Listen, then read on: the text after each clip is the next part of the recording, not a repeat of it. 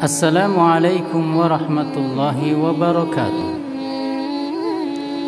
Teman-teman sahabat channel kami yang dimuliakan oleh Allah Subhanahu wa taala dengan iman, ilmu serta juga amal.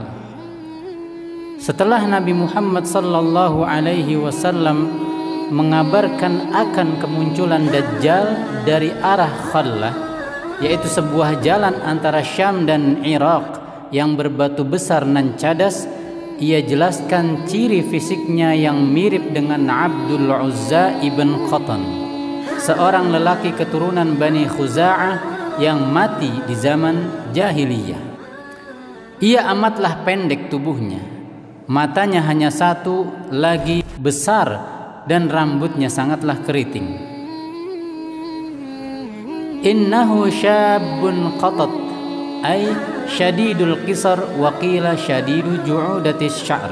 Begitulah kira-kira penjelasan para ulama mengenai fisik daripada Dajjal.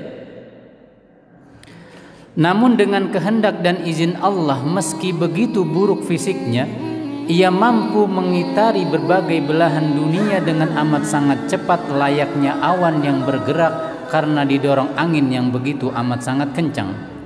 Istadbarat hurrih, begitu ungkapan Nabi Muhammad sallallahu alaihi wasallam. Ia mengajak manusia untuk beriman kepadanya, maka kemakmuranlah bagi penduduk sebuah negeri dan hewan peliharaan hingga tumbuhannya bila orang-orang di dalam negeri tersebut taat kepadanya. Sedangkan bagi yang menolak beriman padanya, maka kekeringan dan kemiskinanlah yang akan menimpanya.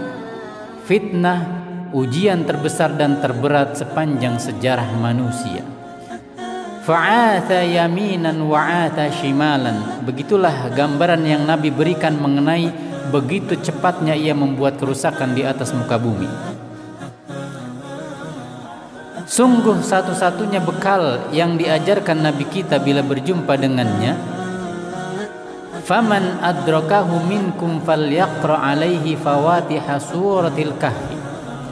Barang siapa di antara kalian yang menjumpai Dajjal, maka hendaknya ia bacakan di hadapan Dajjal awal-awal daripada ayat-ayat surat Al-Kahfi. Ya, hari-hari di mana Dajjal hadir sangat amat berat. Satu harinya, kata Nabi Muhammad sallallahu alaihi wasallam, seperti 1 tahun, lalu seperti 40 hari, lalu seperti sepekan, barulah seperti hari-hari kalian sebagaimana biasanya. Namun tentu Allah tidaklah zalim kepada hambanya yang beriman.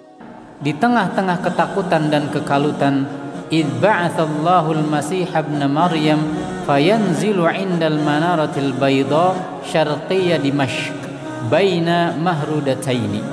Allah mengutus dan turunkan kembali hamba sekaligus nabinya yang mulia, Isa bin Maryam, yang memang secara khusus Allah siapkan untuk memerangi Dajjal dan para pengikutnya.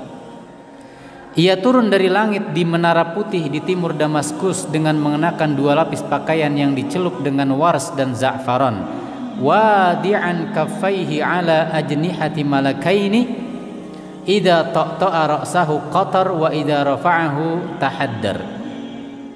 Ia turun sambil meletakkan kedua telapak tangannya di sayap-sayap 2 malaikat. Saat ia menganggukkan kepalanya, maka berjatuhanlah keringat bagai butiran-butiran perak dalam bentuk permata yang cukup besar.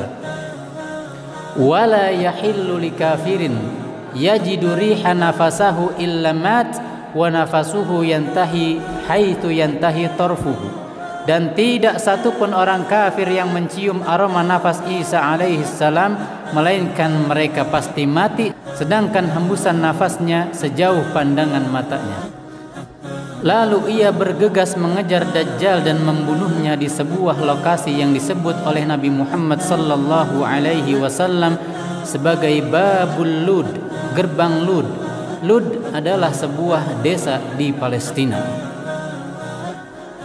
Setelah binasanya Dajjal, maka hiduplah manusia bersama Nabi Isa dalam damainya Islam, hingga akhirnya Allah mewahyukan sebuah wahyu kepada Nabi Isa, inni qad akhrajtu ibadan li la yadani ay qudrah wala taqa li ahadin biqitalihim faharriz ibadi ay dummahum wajma'hum ila tur.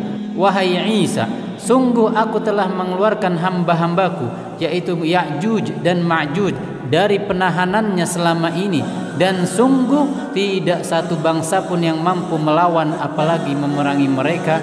Maka bawalah umat Islam ke atas bukit Tur, lalu dikepunglah kaum muslimin bersama Nabi Isa di sana hingga mereka kehabisan perbekalan. Dan sungguh kepala satu sapi bagi mereka hari itu sangatlah berharga, bahkan lebih berharga daripada harta mereka 100 dinar.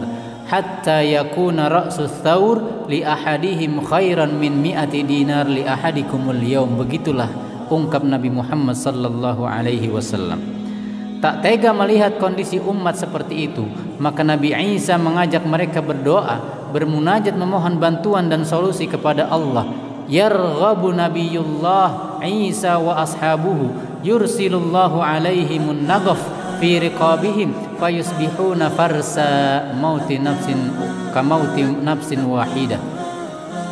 Allah mengabulkan doa Nabi Isa dan kaum muslimin, lalu ia kirimlah pasukan besar namun kecil. Ya, Allah membinasakan Ya'juj dan Ma'juj bukan dengan menurunkan malaikat, namun cacing-cacing kecil seperti yang ada dan menjadi penyakit di dalam hidung-hidung unta yang membuat mereka binasa seperti binasanya satu jiwa.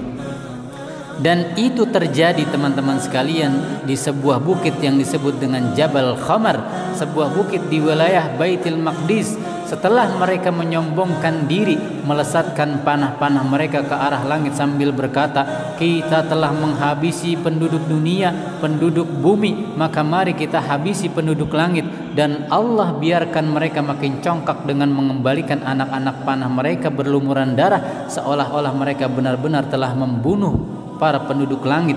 Namun nyatanya mereka binasa hanya karena makhluk kecil yang tak berharga. Fayursilullahu tayran ka'anaqil bukh fatahmiluhum fatatruhahum haitsu sya'allah.